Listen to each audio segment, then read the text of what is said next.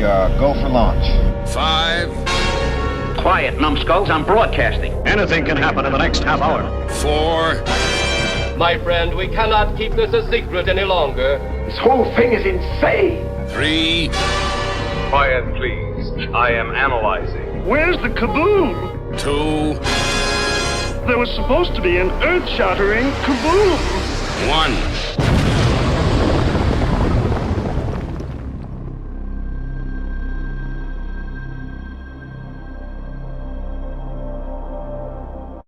We interrupt our program to bring you this important message. Welcome back to Planet 8, actually a best of Planet 8, hopefully the last best of Planet 8. And if you notice, next to me on the screen here is Commander Larry, back from limbo. Yes, thank you, Chief. Finally. Welcome back. Thank you. I'm in the mobile command. We have temp housing set up here for the next 12 months as they rebuild our home. It's good to be back. I've missed you guys.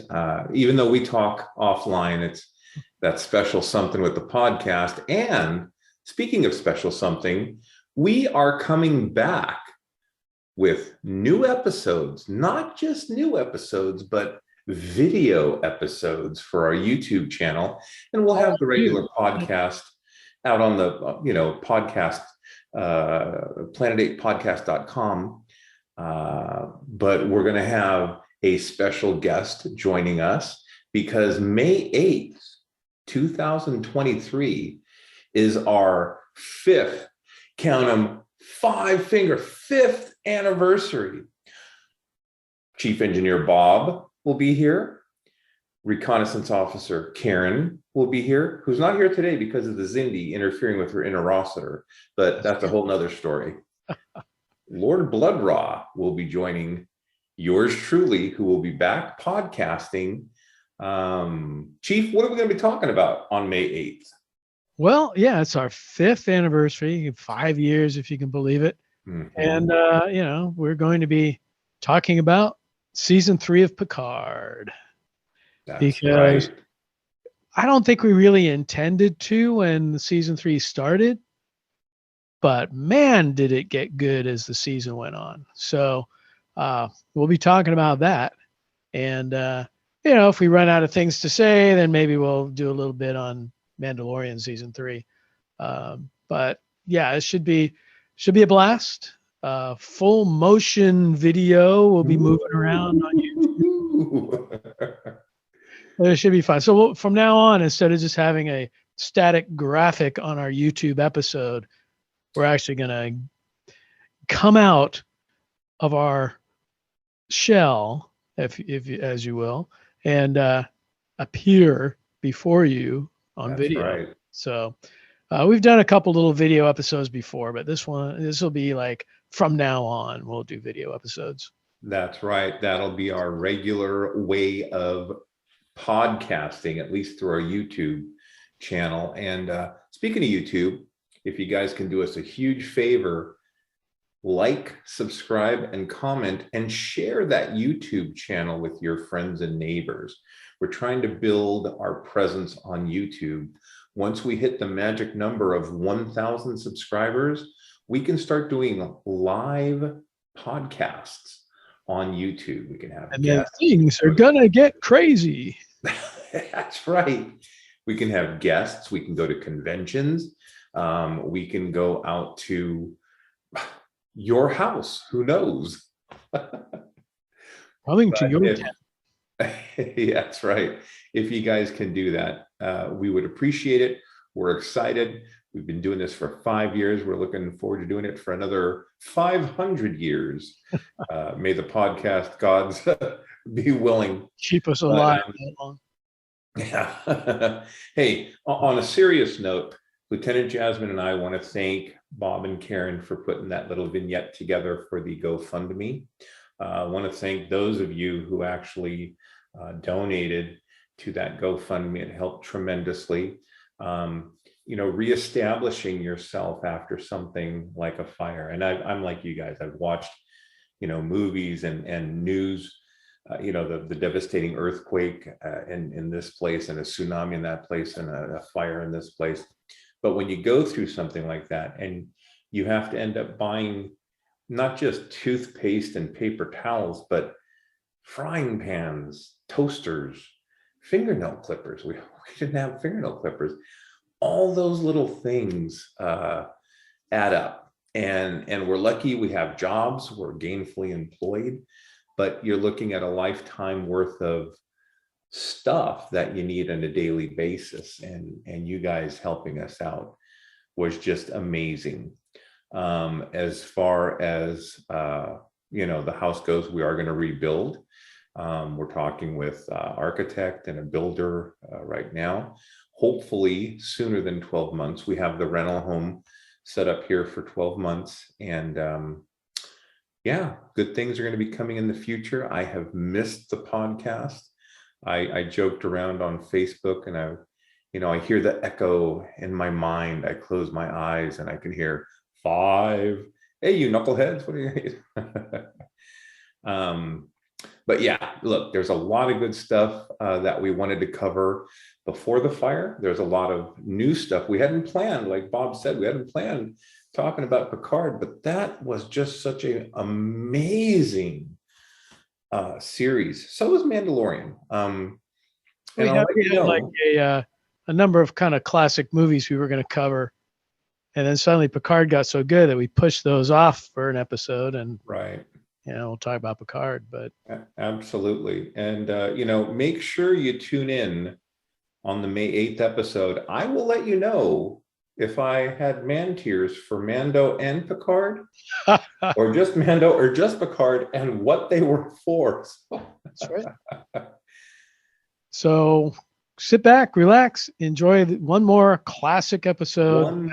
Planet 8, and then join us on May 8th for an all new epic video and audio episode. This is Planet 8 signing off. Peace out. Continue transmission. And now back to your regularly scheduled program. Hello, ladies and gentlemen. Greetings and welcome back to Planet 8. My fellow galactic travelers, I am your mission commander, Larry. Speaking to you from our hidden base here on Planet 8, with me as always is Chief Engineer Bob in the command center, and circling Planet 8 in an orbital satellite is our reconnaissance officer, Karen. You've tuned into this episode, and we will be talking about robots. Kicking us off straight away, we're going to throw it to the satellite. Karen, are you reading? Yes, I hear you loud and clear, Larry. Very good. Karen, I'd like for you to share with us because I know we all like robots, your picks for robot discussion on this podcast. Well, Larry, before I get to one of my picks, I wanted to say a little bit about this topic, because I think it's one of those things that is kind of in everybody's thoughts right now, whether it's robots or artificial intelligence. There's probably no topic that instills both more fear and hope in humanity than the idea of sort of conscious machines. And True. Throughout the history of science fiction, I think we've seen robots depicted as either helpful servants or terrifying threats. You have like the robots in Star Wars, like R2-D2, or then you have things like the Terminator. And so we have this strange kind of dichotomy when we look at robots. And it's sort of, I think, how we look at technology in general, as it can be used for good or ill. But robots, because in some ways they sort of embody another form of humanity, maybe a strange or evolved form of humanity, can instill a lot of emotions in people. And I think, for me, one of my picks probably illustrates this really well. I'm thinking not only of a character, but a specific episode of a television show. I'm thinking of the character of Data, the android on Next Generation, Star Trek The Next Generation. And although I would not say the first couple of seasons of Next Gen were great seasons, in the second season of Next Generation, there was an episode called The Measure of a Man. Yes. This is a really good episode, and it was all about basically whether Data was property, whether Data was self-aware and could make his own decisions. So Data, being an android and being incredibly useful to Starfleet, there was a desire on the part of scientists to replicate Data. But Data was not convinced that this scientist really knew what he was doing, and so he objected to this scientist's plans. And so they held a trial because essentially, one side said, well, Data's property, he doesn't have a decision to make here. So Picard defends him, and initially he has a difficult time defending him, but then after a talk with Guinan, played by Whoopi Goldberg, realizes that the case comes down to this idea of whether Data can be seen essentially as a being, a self-aware being or not. And if that's the case, then the idea of replicating him is basically the idea of making a race of servants. So eventually the court rules that he can't be seen as property. They're not sure that he's self-aware, but if there's a chance that he is, then they really can't rule that he's property. And it was a really moving episode. And it a lot of food for thought. Like, how do we even know we have consciousness? How do you determine that? There's kind of a nebulous term, but I thought it was a really well done episode, and the things that happened with Data later on as a character were very fascinating. And the one thing I wish they hadn't done with him as he explored this journey for humanity. He was constantly learning from people, constantly expanding his awareness. They unfortunately at some point brought in this idea of an emotion chip, which kind of negated all the growth he had Right. over the course of the series. It was like, oh, you can just plug in an emotion chip. You didn't have to go through all this other stuff. But I think Data was a really great example of, probably on that positive side of an android and, this idea of life. And I think a lot of these examples we'll probably have also go back to the whole Frankenstein story, too, of man creating life, but also that fear of that life sort of supplanting him. Right. So anyway, sorry to suck up so much airtime. No, but, that was a good... I really like that character, and I think it illustrates a lot of the issues we have with robots and androids. It was a great pick, and actually I remember that episode very well. BBC America started playing The Next Generation, and I was catching up on all these episodes, and that was one of them that came on, and Riker, being for the prosecution, turns Data off. And it's like, whoa, that was like the low point in the... It's quite stunning when he shuts him off. Yeah, he's trying to make a point. And this is like Data's friend, if not one of his best friends. And he had to do this, because it was his mission.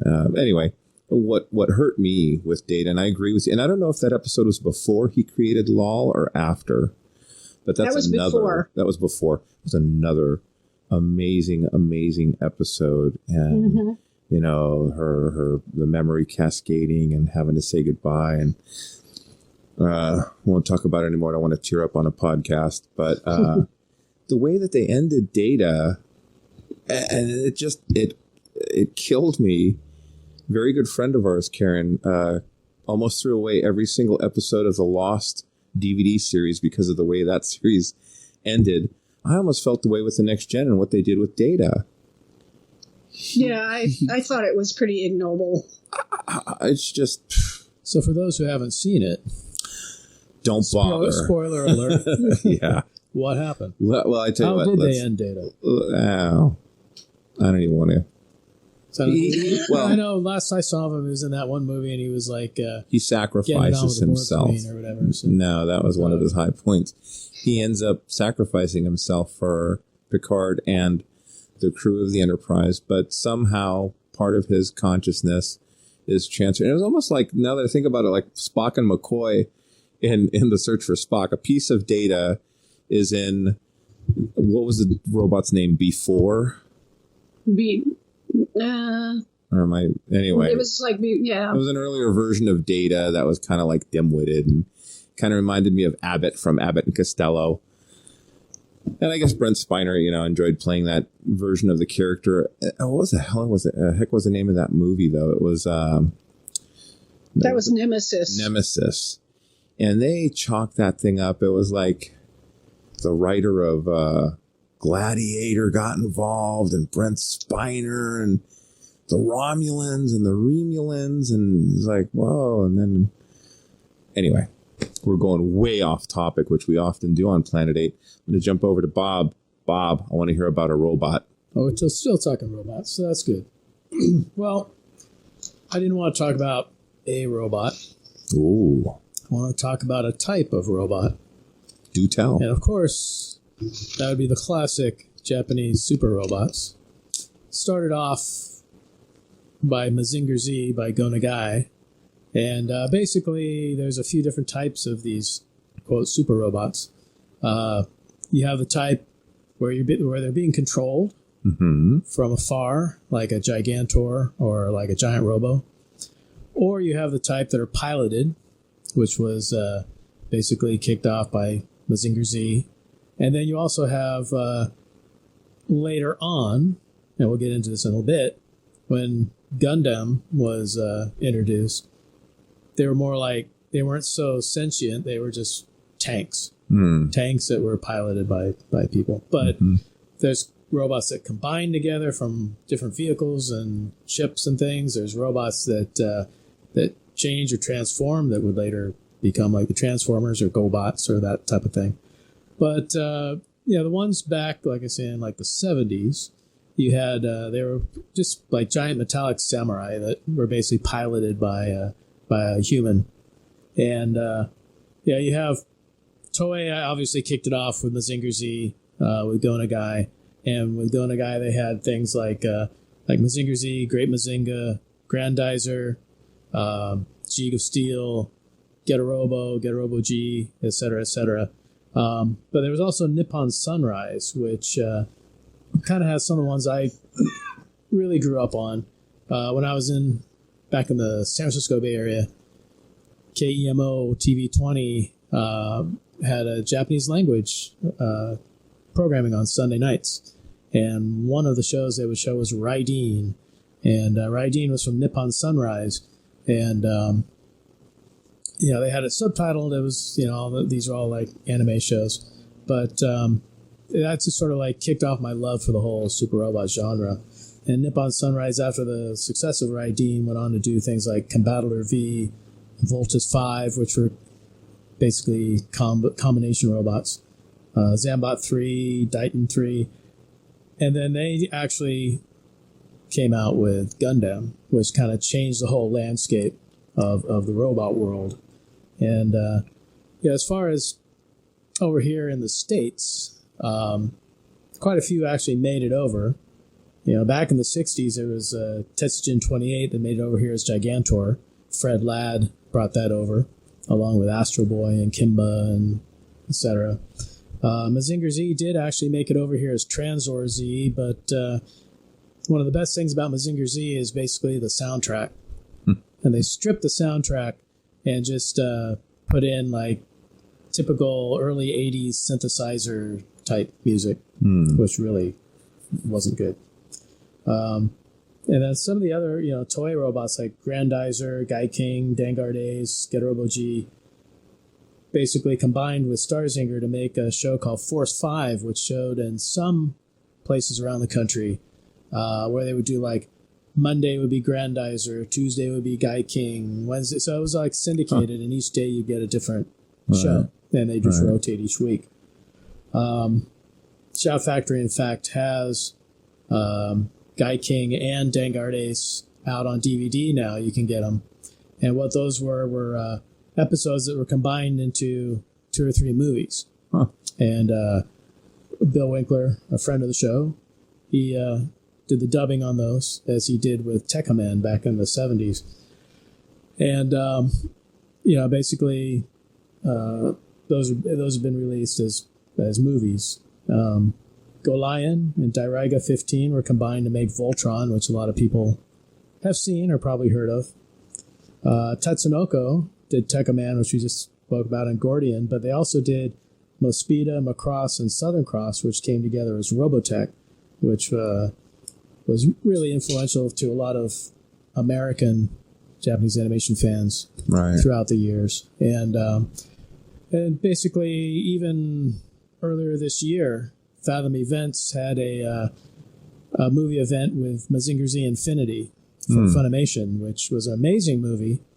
And it should be out on DVD, Blu-ray at some point. Right now, it just made the theater rounds. But definitely keep an eye out for that. Really captures the flavor. It's brand new, but it really captures the flavor of the classic Super Robot shows. So cool. That would be my contribution, and I'm proud of it. I noticed that there was not a certain golden robot that turned into a rocket. Well, I was going more for the animation. But there was a golden robot that became a cigarette lighter called Go Lighten. But I will leave Space Giants to other people. We'll leave Space Giants alone for right now. Karen and Bob came up with some really good robots. I kind of went to the fun side of the spectrum. If you have not tuned in to a program called Red Dwarf, I really, really recommend you do. It's British humor at its best. Talks about the last human alive, David Lister, more than 1 million years into the future, and he's on board this mining ship called Red Dwarf. There's an accident on the ship, and for different reasons, he's in stasis, and the computer on board leaves him in stasis while everyone else dies from the radiation, trying to protect Dave. The onboard computer named Holly goes kind of senile because it's by itself for 1 million years, and it's steering the ship into deep space. The radiation levels come down. Dave Lister is brought out of stasis, and his pet cat has evolved into a human form of a cat generations later. It's 1 million years later. So the cat's on board to keep him company, and a hologram version of his not so good friend Rimmer, because the computer thinks that having a not so good friend will keep you sane and give you meaning to your life, because what do you live for when there's nothing else out there? Anyway, Dave Lister loved different kinds of gizmos and stuff. There's also a robot on there called Crichton, and I almost picked Crichton, but what I went for was Talkie Toaster. Karen has watched Red Dwarf. I don't know if you saw the Talkie Toaster episode, Walker. I think I vaguely remember this, but not very well. Well, so what happens is Dave Lister goes... he just goes on shopping sprees, and he buys this Taiwanese toaster from a company called Crapola Inc. And, the whole purpose of the toaster is to toast. And Dave's having a bad day, and the toaster is trying to brighten up his day, and it's this, bright voice, chipper, and just, the toaster says, "May I ask you just one question? Would anyone like any toast?" And he's like, "No, nobody wants any toast." And the toaster engages in small talk, and Dave's still not feeling good. And the toaster breaks the conversation, says, "Would you like a crumpet?" "No, I don't want a crumpet either." And he's feeling bad for himself. And it's just, would you like a Pop-Tart? Would you like a bagel? Would you?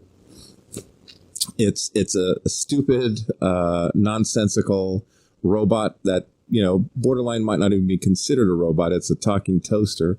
But I thought it was a lot of fun. Anything out there that can make us laugh, either at ourselves or one another, is something to to take a look at. So that's go ahead, Walker. It's like the descendant of Alexa. It's funny because I was thinking about Hal, I was thinking about Siri, because Walker, you kind of introed it with, here we are as a society thinking about what is artificial intelligence and where are we going. So, right, will we go towards Hal or will we go towards Talkie the Toaster? I don't know. Stay tuned. Walker, what else do you have for us out there?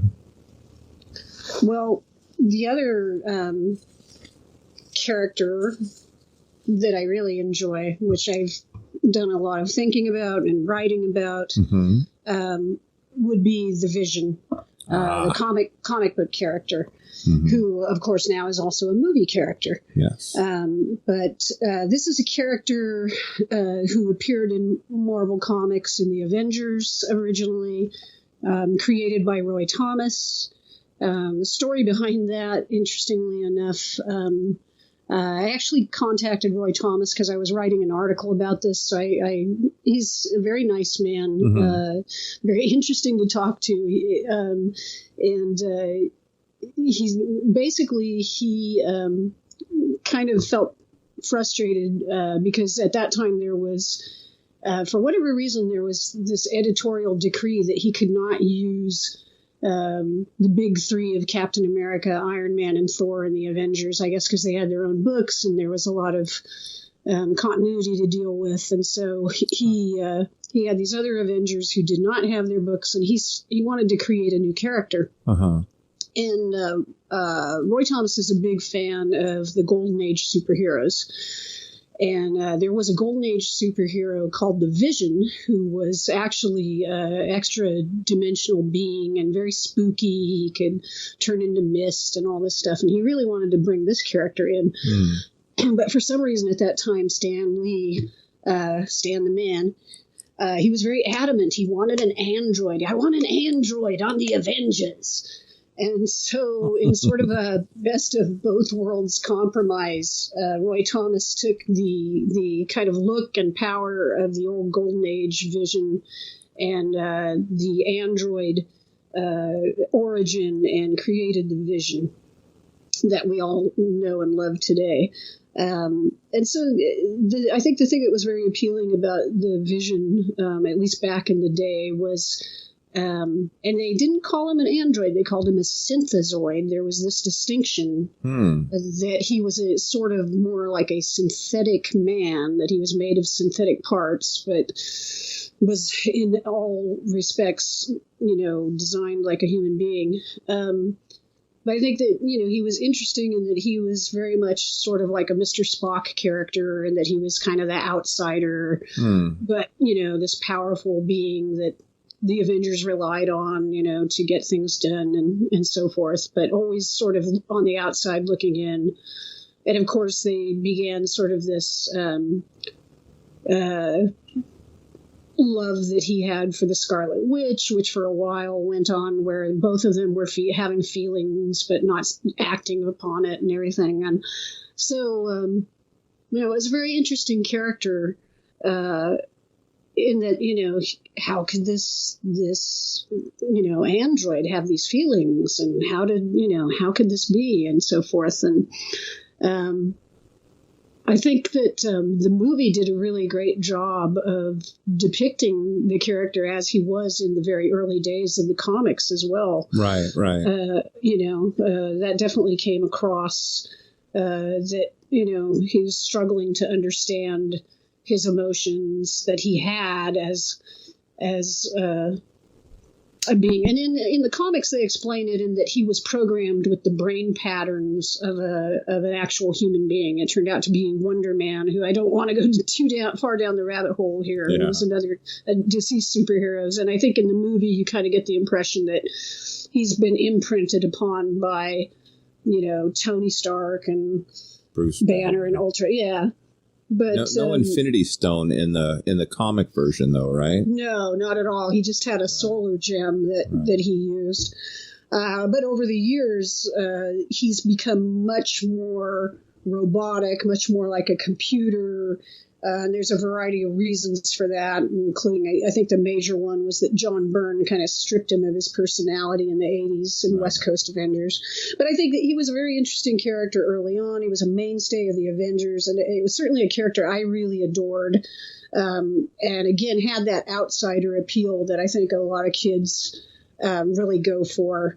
And, that whole android angle, at least back, in the 70s, was a really cool thing. Now everybody's got, basically a little robot in your pocket that you talk to all day. So it's probably not quite as cool. But then it was a really novel idea. Yeah, that was a good one. I remember reading about Avengers and Vision and all that stuff. It was a sad day indeed when they stripped away his emotions and his that part of his personality. Kick it over to Bob. Well, you brought it up. You mentioned Space Giants, so I did. There were some robotic TV shows that were not animation over in Japan. Of course, you had Johnny Sacco and his flying robot. Yes. You had Space Giants. You had Mock Baron, Red Baron.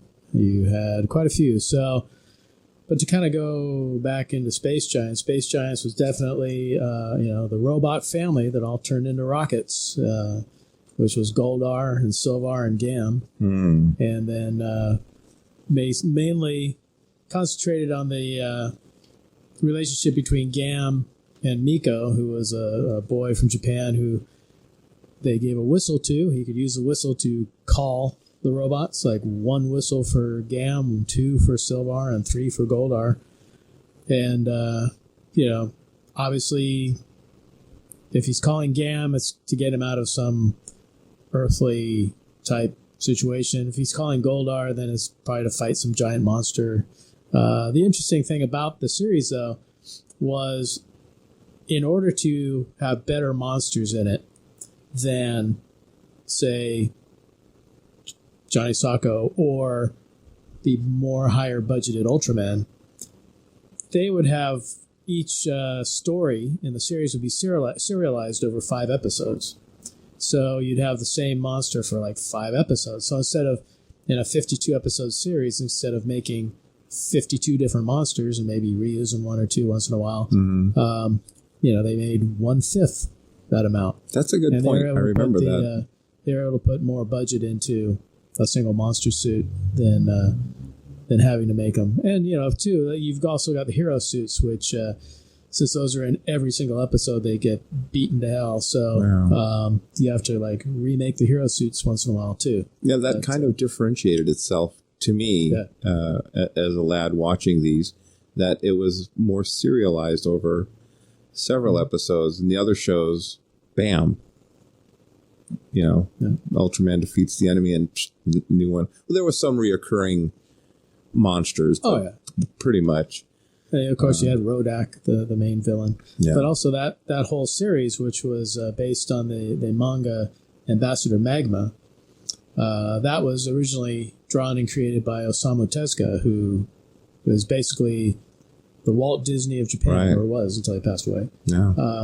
And he basically was the one that did Astro Boy and Kimba and quite a few others. And it came from, I'm sure it's, he didn't think it was anywhere near what his comic was, but but that was basically what it was based on. So he's credited as the creator of Space Giants. I loved the intro to the Space Giants. The music, the cowboy boots jumping down, and Well, you also have a lot of animation in it too. A lot of the spaceships and things were all animated instead of practical. That's true. Model effects. It was a fun series. There were cowboy boots. Cowboy boots, and he had spurs too. What? Dun dun dun dun dun dun dun dun dun dun. Goldar, a 50-foot robot, dun, dun, dun, dun, and his space family with Methuselah. Oh my God, Walker! If you've never seen it, YouTube it. It is the intro. The series is not as good as the intro, I have to be honest, but that intro is amazing, and the music is so catchy. I missed out on so much. That's the one thing I don't understand is why the Los Angeles stations didn't carry these programs. I mean, we got like Godzilla movies, we got the Johnny Sokko movie, but we didn't get the programs, the serialized, programs. So I never got to see any of this. Well, you guys got Get Smart. We didn't get Smart. So you got Jaime the robot. I don't know if it's I don't know if it's a great trade. I mean, the thing we had up in the San Francisco Bay Area was basically, of course, the Godzilla movie showed and Ultraman showed. It was actually Bob Wilkins who hosted Creature God Features. Bless Bob Wilkins. When he left Creature Features, or the last year he was with Creature Features and beyond, he did a show called Captain Cosmic, and he was always looking for content. And he basically would show Johnny Sokko, Space Giants, Spectre Man, and that's really kind of where we got all that in the Bay Area. Oh. Slightly edited to fit Captain Cosmic and TT2 in there. Yeah. But that would be the first place most of us saw. Flash Gordon too. I mean, he brought back Ultraman. So. Everything on that show. No Jaime though. And Star Blazers. Yeah, that was a good show too.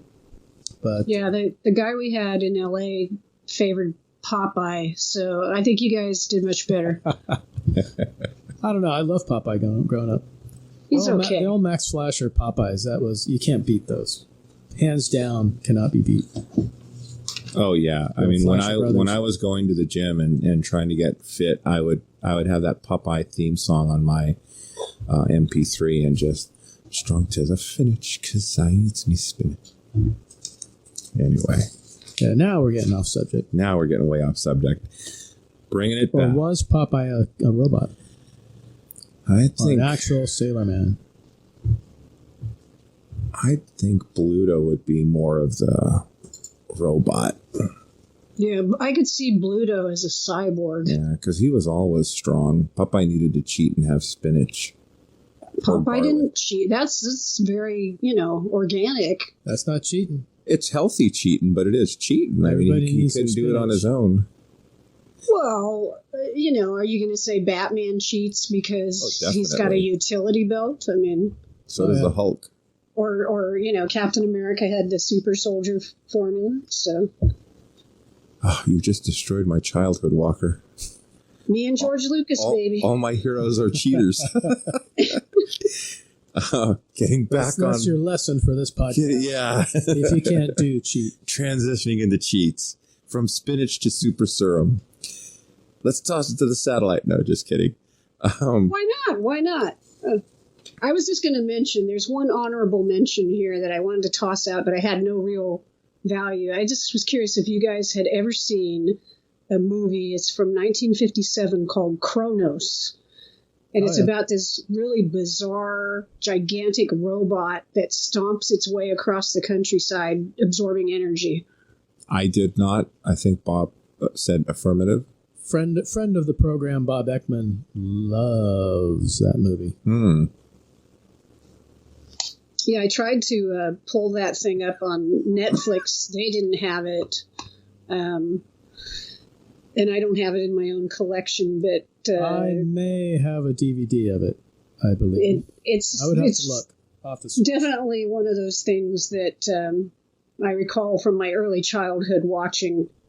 And, the legs on the robot, I believe, were animated.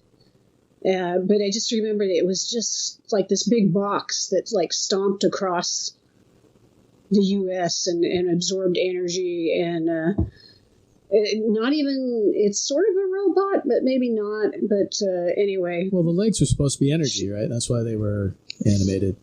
Were they energy? I thought they were like physical. It had like a ray that it was like sucking up all the energy out of. And then you have to feed it more energy. And I need to borrow this DVD. I'll have to dig out the DVD and see. Larry, you will fall asleep watching it. It's like that. I predict. Daijuman. Dimagen. Dimagen. Yes, I brought you over to watch that, and it was the best sedative you ever had. But I enjoy it. But hey, it's all about variety. Hey, Daimajin was not a robot, by the way. No, he was not. But he did put me to sleep. He was a vengeful spirit. I think. You got to watch like the last 5 or 10 minutes of each film, and yeah, that's the key. Unless you now you tell me. Unless you're into period samurai films or whatever, then you can sit and eat pizza the first like hour or whatever, and then watch the destruction and vengeance at the end. Yeah, those films were brutal. I mean, a lot of people hurt in the first like 45 minutes, and it's like, oh my God, it's depressing. And then Big Rock Man comes alive and vengeance ensues. We are way off. We are way off. So to bring us back, as a form of time traveling, Doctor Who is one of my favorite. Actually, Tom Baker was my Doctor Who. Everybody has their Doctor Who. Tom Baker was mine. He had this wonderful, I won't call him a pet because it wasn't a pet. His robot was called K9, and it was in the shape of this dog. But again, it had snarky little remarks. It had a laser that shot, I think, out of its nose. Concealed in his nose. And it was just a different take on a robot, you know. I grew up, I'm sure we all did, watching Lost in Space, and that was like the robot of all robots. It played guitars, it sang, it protected, it told you about danger. But see, if that was a robot, if I could own a robot, that would be the robot I would own. Yeah, him or Robbie, those would be if I could. That's a good. I'll leave K9 alone because there's not much more to tell other than laser shooting out his nose and him talking back to the doctor. Kinoshita, right? That designed both Robbie and the B9. Walker, if you could own a robot, that's a great subject. Which robot would you own? Oh, I'd kind of like to have Gort from Day the Earth Stood Still, because that guy, nobody is going to mess with Walker. him. Yeah, he just like stand on my yard and. Yeah, don't make me Klaatu. Although it would be kind of hard, like if you needed to go somewhere, you can't really fit him in the car, so that's a little bit problematic. Just jump up on his shoulders and take him for a ride. He's very slow. Have you seen the guy walk? Yeah, he's you very, can't very be in slow. a hurry, but. So really, probably the more practical one would be to own something like Data, but then you feel bad because it's like, oh, he's really aware. I don't know if I should be owning him, Yeah. I think I'd go with the Lost in Space robot. Maybe be amusing. If Robbie had his car, I'd take Robbie. Robbie. Oh, yeah, that'd be cool cruising around in that. Yeah. And he could make a lot of stuff, too. Yeah, I was thinking he could make iced teas for me and stuff. He has his own dispenser, That's true. I would not want Hal, though. Well, he's really a computer, right? So he's really a backstabbing son of a... More of an artificial intelligence. So let me ask you guys, we didn't talk about the rules. The laws, I'm sorry, not the rules. The 3 laws of robotics. The 3 laws of robotics. Isaac Asimov. They kind of incorporated them into the RoboCop movie version of those laws. But go ahead, Walker. Why don't you tell us those laws of robotics? So Isaac Asimov, famous science fiction writer, put these together. He wrote a lot of different books that involved robots. This is going way back. This isn't something that was, So the first time these appeared was in 1942 in a story called Runaround. And they've been modified over the years, but the basic laws are that a robot may not injure a human being or through inaction allow a human being to come to harm. The second one is a robot must obey orders given to it by human beings, except when such orders would conflict with the first law. And then the final law is that a robot must protect its own existence as long as such protection does not conflict with the first or second law. So, I mean, that works for robots that are basically servants. But, if you had a robot that was supposed to be a soldier or something like that, obviously that's not going to work too well. It makes me think of that classic Star Trek episode with Rock. and the old ones. The old ones. That is the equation. He didn't have a problem, really. No, he figured it out pretty quick and got busy. See, now if you could own the Sherry Jackson robot. But I digress. I don't know. I might take the Kirk robot, but I digress. Yeah, so the rules of robotics. It's amazing to me that Asimov came up with those decades before now, and you talk about a true visionary, just making these rules up based on, there were no robots back then. No, but they definitely, they had automation in the sense that they had factories and there was ideas that, you might be able to, build these mechanical men at some point. Well, I know, they had the Golem, they had the Frankenstein monster, which were not robots, but they were kind of like creations, that we had no control over. Except for Frankenstein Jr., he was a robot. Animated series. Frankenstein Jr. and the Impossibles. But I just derailed the whole episode right there. If you think about it, probably very few film robots really follow the laws of robotics because they're usually out there killing people. It's certainly... well, that's another question, too. It's like all these companies are developing robots now and artificial intelligence and all that. Are they following these rules? Do they have those posted up on the walls of their factories, or do they just ignore the whole thing and we're doomed? Well, that's one of those things that is being debated by a lot of people, in places like Google. There was actually a big revolt of Google employees who were concerned that some of the contracts they have with the military go against what the company stands for or are not ethical because they're worried that they're going to use artificial intelligence to actually target and kill people on the battlefield. And there's a feeling that, human beings have to still be in that decision tree. Like, yes, you could have a drone fly overhead and spot targets, but the drone shouldn't make the decision to actually shoot the target. A person should make that decision. Sorry, go ahead, Walker.